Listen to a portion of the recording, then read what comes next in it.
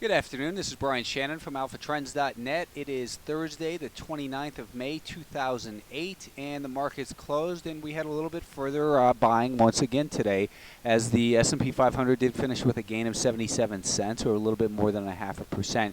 And you can see it got up to the conjunction of that 10 and 20-day moving average where I've been expecting it to bounce up to, and now we've got to be aware that there's the possibility that this market may be putting in a lower high. It doesn't indicate it yet. It's not breaking down. But when it marks, when it gets up to an area where you would expect there to be resistance, and then it does find resistance there, and it's below a prior high, then you have to look at that very seriously as a potential warning sign that maybe the market is getting ready to turn lower, or at least consolidate further through time.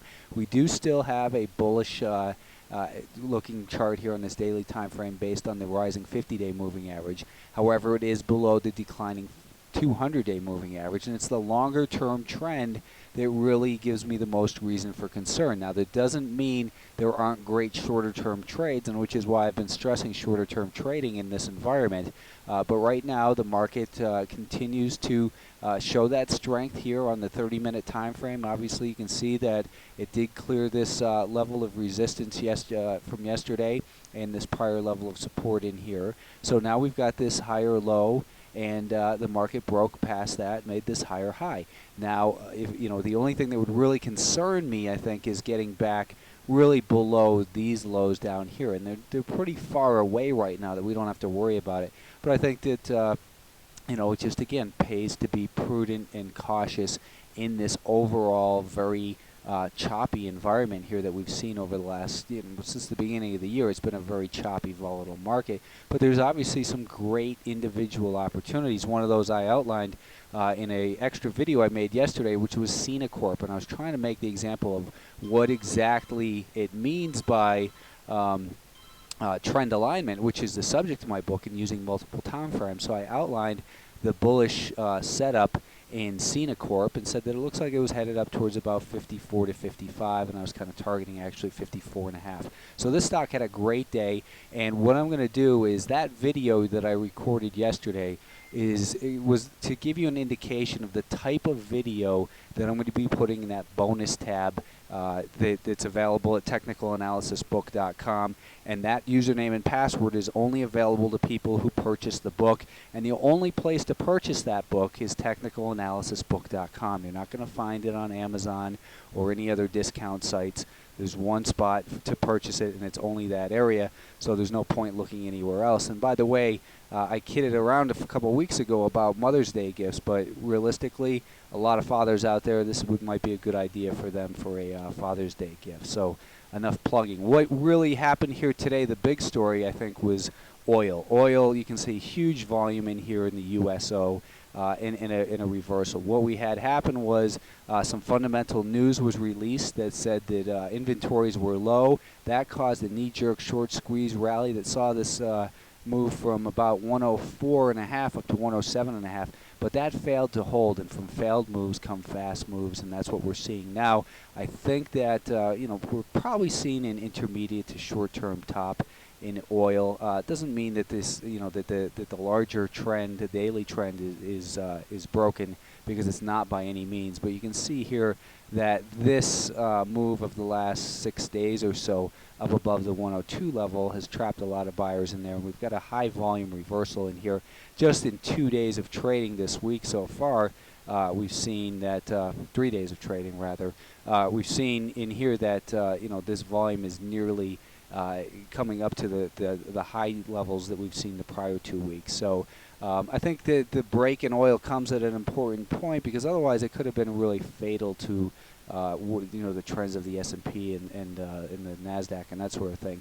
The financials were up today as well. Yesterday I said it looked like the worst might be behind for them for the short term, as it would crack through that 2440 level, but was unable to hold down below there. We're seeing a little bit further strength in here, but this is just a badly broken group. If it continues to bounce, like I said, I thought maybe it gets up towards that 10-day moving average or so. It's still badly damaged and very vulnerable in here. Any little piece of news could send this, at this XLF below 2440. And if it's to do it, significantly and hold below there, then I think it takes the S&P 500 with it as well. So you got to continue to monitor that on your screen intraday. The Nasdaq, the Russell 2000 rather.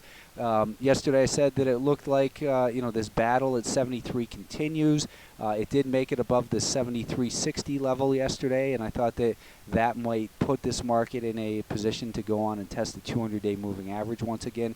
The market came right up to that 200-day moving average and actually got above it and created a higher high in here, but was unable to hold onto all of those gains. But still a very positive day for the IWM as it rallied about 1%, and it's nicely above the key level down near 73 or so. I wouldn't be surprised to see a pullback and retest of that 73.60 level.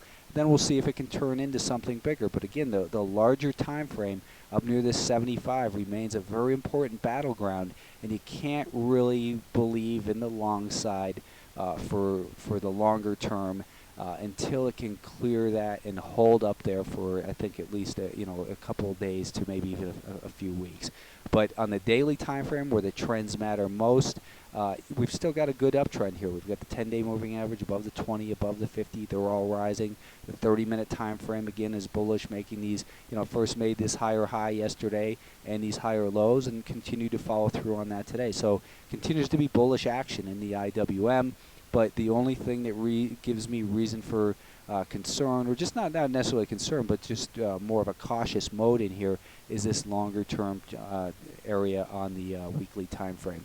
The Nasdaq 100 finished with a gain of 44 cents, and it bounced very nicely here the last few days from that 200-day moving average. So from a bullish standpoint, it's good to see that the buyers are defending the 200-day moving average. We've got the 10 above the 20, above the 50. Technically, this market remains strong. The only reason for concern is that maybe we're going to make a lower high here. If it makes a lower high, again, then maybe we're looking at this being a right shoulder.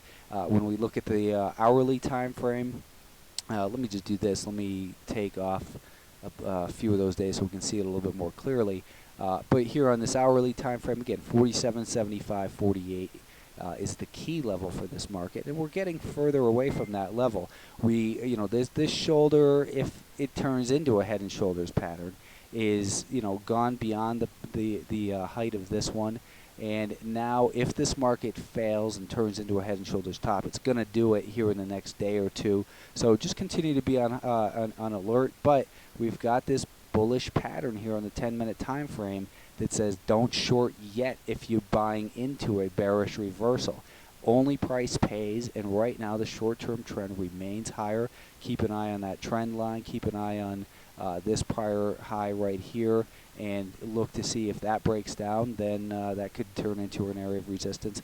But realistically, we remain in a good bullish trend, and there's some great stocks like that Cena.